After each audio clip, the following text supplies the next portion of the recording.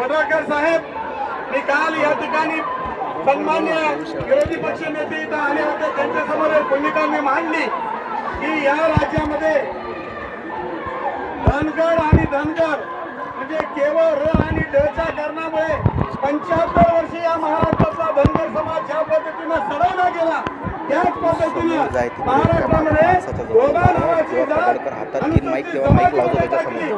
आम्ही महाराष्ट्र शासनाला माहिती घेतली किंवा राज्यामध्ये ही जात कुठे राहते, त्याची लोकसंख्या किती आहे, एकूण ती माणसं किती आहेत, त्याचा काही खानपत्र नाही. वेस्ट बेंगॉलमध्ये गोगा हा शब्द एससी मध्ये आहे आणि तिथल्या लोकांना त्याची सवलत मिळते. आम्हाला एकतर अशा पद्धतीने चूक केली आणि भांडे समितीचा अहवाल या राज्यामध्ये 4 वेळेला महाराष्ट्र शासनानं दिल्लीला पाठवला. प्रत्येक वेळी काहीतरी क्युरीज काढतात, काहीतरी कृती करतात आणि मग ते पुन्हा परत येते. ही महाराष्ट्रातला गरीब समाज, पडळकर साहेब, ज्या पद्धतीनं धनगर समाज बिघडला तर राज्यातल्या सरकारला वाकू शकते. आमची ताकद नाही, आमचा समाज लहान आहे. माझी आपल्या सगळ्यांना जाहीरपणे विनंती आहे, या समाजाची भूमिका आमच्या महाराष्ट्राच्या विधानसभेत गेल्या 25 वर्षामध्ये एकही सभासद आलेला नाही आहे आणि म्हणून या समाजाचं नेतृत्व, या प्रश्नाचं नेतृत्व आपण महाराष्ट्राच्या विधानसभेमध्ये करावं. ती भूमिका आपण जर मांडली तर महाराष्ट्र तुमच्या पाठीशी आम्ही उभं करू, सारा बहुजन समाज आमचा तुमच्या पाठीशी उभं राहील. दुसरी गोष्ट आपल्याला ही सांगायचं आहे, पडळकर साहेब, मार्च अधिवेशनामध्ये 2024च्या सन्मान्य वित्तमंत्र्यांनी बजेट अधिवेशनामध्ये बजेटवर भाषण करताना सभागृहामध्ये सांगितलं की श्री संत गाडगेबाबा आर्थिक विकास महामंडळ आम्ही स्थापन करीत आहोत म्हणून. त्यानंतर 3 अधिवेशन झाले. मार्च 2024च्या बजेट अधिवेशनाचं आदरणीय दादाचं तुम्ही भाषण पूर्णपणे काढा. त्यामध्ये त्यांनी सांगितलंय की महाराष्ट्रामध्ये संत गाडगेबाबा आर्थिक विकास महामंडळ आम्ही स्थापन करू, परंतु या लहान समाजाचा आवाज तिथपर्यंत पोहोचत नाही आणि बोललेला शब्द सुद्धा लोक सांगतात की राज्याचे अर्थमंत्री जे बोलतात ते करतात म्हणून. आमच्या नशिबाला ते काही वाटायला आलेलं नाही. ते बोलले पण त्यानंतर 3 अधिवेशन झाले, अजूनपर्यंत महामंडळ कार्यान्वित झालेलं नाही. ते कार्यान्वित व्हावं. काल सभागृहामध्ये विधान परिषद विरोधी पक्ष नेता बोलले, तुम्ही बोललेलं तरी ते करा, या पद्धतीने ते बोलले आणि आपण ही भूमिका विधानसभेमध्ये मांडावी आणि ते कार्यान्वित करावं. दुसरा विषय असा आहे की या महाराष्ट्रामध्ये ओबीसी मध्ये जे काही एकंदरीत कोटा एक फार मोठी घुसखोरी झाली. मराठा आणि कुणबी एक नावाखाली जो काही अत्याचार झाला त्यामध्ये अल्पसंख्याक धोबी समाज हा पूर्णपणे विध्वंस झालेला आहे. नाभी, धोबी, कुंभार, सोनार, लोहार, सुतार ही माणसं या संपूर्ण राज्याच्या आरक्षणाच्या यादीतून हटलेली आहेत. येणाऱ्या भविष्य काळामध्ये ज्या जिल्हा परिषद आणि नगरपालिका होत आहेत, तुम्ही बॅटरी लावून शोधा. 12 गुंतवणूकदाराचा एखादा माणूस दिसला तर आम्ही तुम्हाला बक्षीस देऊ. या प्रकारची दुर्दैवी अवस्था या आरक्षणाची झाली आहे. माझी आपल्याला विनंती आहे की या सगळ्या लहान जातीसाठी काहीतरी नवा पर्याय काढावा लागेल. विशेष मागास प्रवर्ग म्हणून आम्हाला वेगळी सवलत दिली तर आम्ही जिवंत राहू, त्याच्या मुख्य प्रवाहामध्ये आम्ही असणार नाही, अशी आमची अडचण आहे. म्हणून आपण आम्हाला या प्रश्नावर सहकार्य, प्रश्न अनेक आहेत परंतु थोडा वेळ द्या आणि महाराष्ट्रामध्ये बहुजन समाजाची चळवळ तुम्ही पुढे घेऊन निघा. हा महाराष्ट्र तुमच्या पाठीशी उभा राहील, या प्रकारची भावना व्यक्त करून मी आपल्याला विनंती करतो, आपण या धरणे प्रदर्शनामध्ये मार्गदर्शन करा. आज महाराष्ट्रातील सकल परीट वरठी धोबी समाज आज नागपूरमध्ये आपल्या न्याय हक्काच्या मागण्या घेऊन आलाय. माननीय शिंदे साहेबांच्या नेतृत्वात तुम्ही सर्वजण यशवंत स्टेडियमवरती आपला जो ओबीसीतला जे अल्प समाज आहे त्यापैकी आपला धोबी संत गाडगेबाबांचा विचार हा महाराष्ट्राला पुढे घेऊन जाणारा विचार आहे आणि त्या विचारावरती आपण सर्वजण काम करणारे कार्यकर्ते आहोत. शिंदे साहेबांनी जी भूमिका आता मांडली, खरं तर या सगळ्या गोष्टीचा सर्वंकष विचार महाराष्ट्रातील सर्वच पुढाऱ्यांनी करण्याची आवश्यकता आहे. कारण गेल्या 50 वर्षामध्ये एकही आमचा आमदार जात नाही आणि मी सातत्यानं ही सभागृहात भूमिका मांडतोय की उमेदवारी देताना एक तर तो मोठा माणूस आहे का बघितलं जातं, नसेल तर त्याची जात मोठी आहे का बघितली जाते. अरे मग आमच्या छोट्या जातीचं करणार काय? आम्हाला साधं ग्रामपंचायतची उमेदवारी मिळत नाही, नगरपालिकेची उमेदवारी मिळत नाही, आणि मिळत होती ती पण आता या सगळ्या आरक्षण प्रक्रियेमुळं अडचणीत आलेली आहे. आणि म्हणून यावरती काहीतरी ठोस उपाय आपण सर्वांनीच बसून एकदा भूमिका ठरवली पाहिजे की आपण नेमकं कसं पुढे गेलं पाहिजे. कारण डॉक्टर बाबासाहेब आंबेडकर साहेबांनी आपल्या सर्वांना सामाजिक न्याय देण्याच्या दृष्टिकोनातून काही संविधानिक तरतुदी करून ठेवलेल्या आहेत. परंतु अशा काही चुका धोबा म्हणजे पहिल्यांदा ही जी ऑर्डर राष्ट्रपतींनी काढली ती इंग्रजीमध्ये होती, परत त्याचं हिंदीमध्ये ट्रान्सलेट करण्यात आलं आणि परत त्या राज्याच्या भाषांमध्ये, म्हणजे समजा आता आपल्याकडे तर ती मराठीमध्ये, इंग्रजीचं हिंदीचं मराठीत करताना इतक्या चुका झाल्या आणि त्यामुळे असंख्य समाज आपल्या हक्कापासून वंचित राहिलेत. आता ही चूक कुणाची? कुणीतरी यावरती बोललं पाहिजे. आता मी कोळी समाजा बांधवांना भेटून आलो, हे आदिवासी जमातीमध्ये आहेत, त्यांची संख्या दरवर्षी मोजली जाते. आणि या देशामध्ये SC आणि STचं आरक्षण हे फक्त लोकसंख्येवरती दिलं जातं. 2011च्या जनगणनेमध्ये महाराष्ट्रामध्ये 1,05,00,000 आदिवासी आहे असं जनगणनेमध्ये समोर आलं.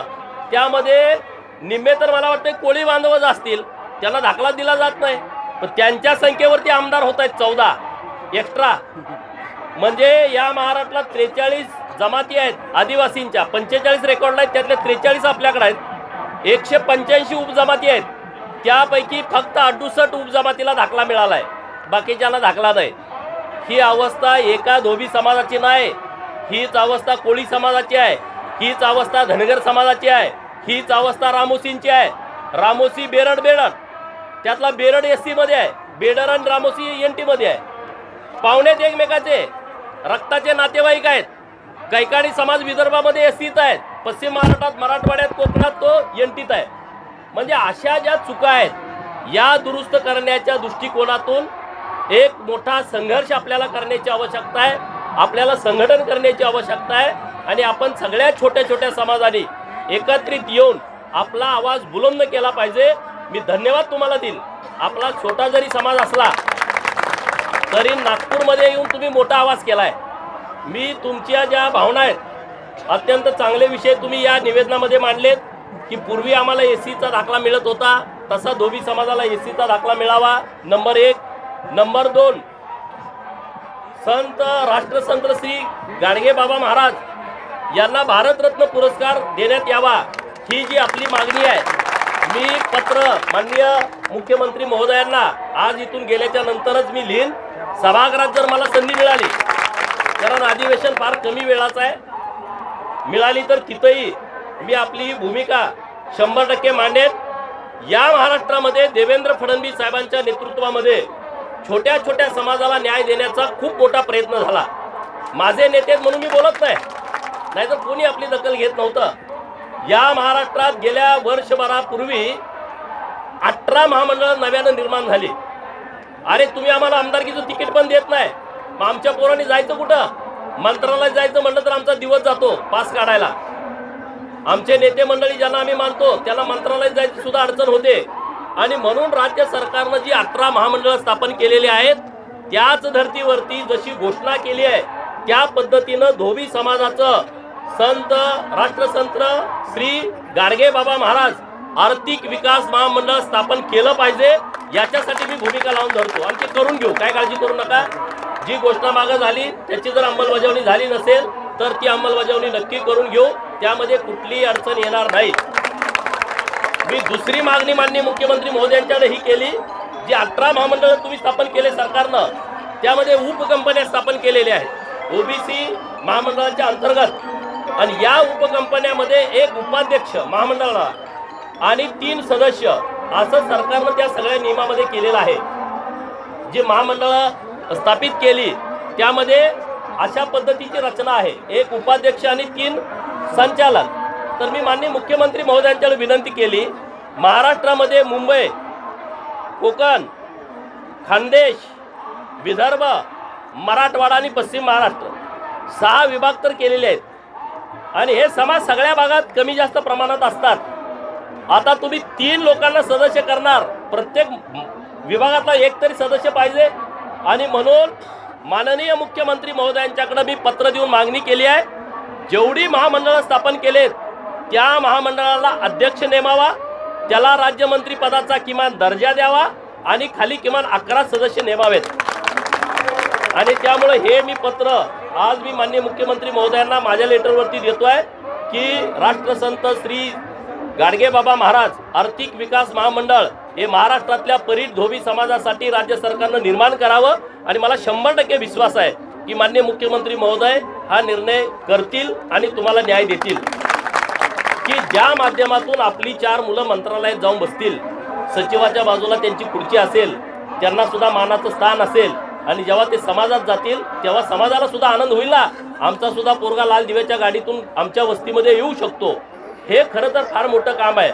आणि म्हणून तुम्ही जे आंदोलन आज नागपूरमध्ये करताय त्या ज्या तुमच्या सगळ्यांच्या भावना आहेत, ह्या भावना माननीय मुख्यमंत्री महोदयांच्या समोर ठेवतो आणि राष्ट्रसंत गाडगे बाबा यांचा पुतळा उपराजधानी नागपूर येथे असावा, अशा पद्धतीची एक आपली मागणी आहे. तर या सगळ्या मागण्या माननीय मुख्यमंत्री महोदयांच्या कानावरती पोहोचवण्याचं माझी जबाबदारीच आहे, माझं कर्तव्य आहे आणि माझं हे काम आहे. काय काम आहे की या महाराष्ट्रामध्ये जो समाज बहुसंख्य आहे परंतु तो अल्प आहे, म्हणजे असे शेकडो समाज आहेत या महाराष्ट्रामध्ये. ओबीसी मध्ये 346 जाती आहेत. 350 मंडल आयोगाच्या म्हणण्यानुसार आहेत की महाराष्ट्रामध्ये 350 जाती आहेत, परंतु त्या 4 जाती आपल्याकडे नाहीत, तर 346 जाती आहेत. ओबीसी समाज मोठं कोण आहे यामध्ये? एक धनगर समाज, एक माळी समाज, एक तेली समाज, एक वंजारी समाज आणि एक बंजारा समाज, यांची संख्या मोठ्या प्रमाणात आहे. हे 5 समाज झाले. परत त्याच्यानंतर रामोई समाज, वडार समाज आहे. अरे मग जर हे 7 समाज वजा केले तर 339 समाज आहेत कुठं हे महाराष्ट्रात कोणालाच माहीत नाही. अरे मग ह्याचा शोध घेतला पाहिजे ना. तो राहतोय कुठं? सोनाराचं काय चाललंय, सुताराचं काय चाललंय, कुंभाराचं काय चाललंय, लोहाराचं काय चाललंय, नाभिगाचं काय चाललंय गावामध्ये, हे बघितलं पाहिजे. आणि म्हणून आपण सगळ्यांनी एकत्र येऊन, तुम्ही असं समजायचं कारण नाही की आमची संख्या कमी आहे.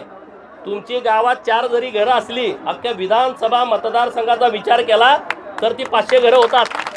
आणि या महाराष्ट्रामध्ये 100च्या वर असे आमदार आहेत की जे 5000, 4000, 3000, 2000 मतांना निवडून येतात. म्हणजे एखादा आमदार पाडण्याची क्षमता सुद्धा एका मायनर ओबीसी समाजामध्ये आहे.